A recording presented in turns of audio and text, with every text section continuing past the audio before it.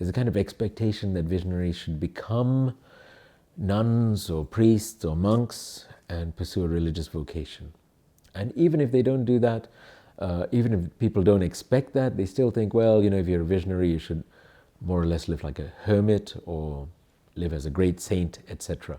Saint Bernadette really is quite exceptional. She showed a lot of prudence, wisdom, care. For example, her little brother showed some pilgrims the way to the grotto, and I think it was her brother Pierre, and they gave him a nice big silver coin, and he was so pleased with himself. He came back home and showed the whole family, look what I got, from the pilgrims. And Saint Bernadette, when she saw that, she slapped him and she said, go back now and give it back. We must not take money from the pilgrims. Okay? And then later, when she was in the convent at Nevers, she heard that her sister Tony, Antoinette, had opened a shop and was selling rosaries. And she wrote to her very angrily and said, shut that down now and stop. And Tony, to her credit, wrote back equally vehemently and said, look, I need to live. We have no other means of making money. And then Bernadette said, okay, but make sure you never become rich. Okay? But even in Bernadette's time, people said nasty things about the apparitions and Bernadette's family. They said, oh, look, the Subiru, they used to live in the kasho, the dungeon, and now they live in a fairly decent place. And, the father's got a job, the mother doesn't have to work so hard anymore.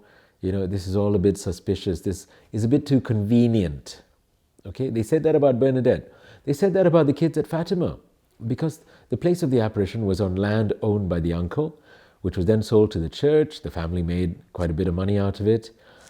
They rebuilt the house. They lived a more comfortable life after the apparitions. The family lived a more comfortable life. Okay, the two kids, Francisco and Jacinta, suffered horribly and died soon after, and Lucia then had to go off to the convent. But the rest of the family, they lived fairly comfortably. They were really poor before the apparitions, but after the apparitions, it's kind of suspicious, you could say.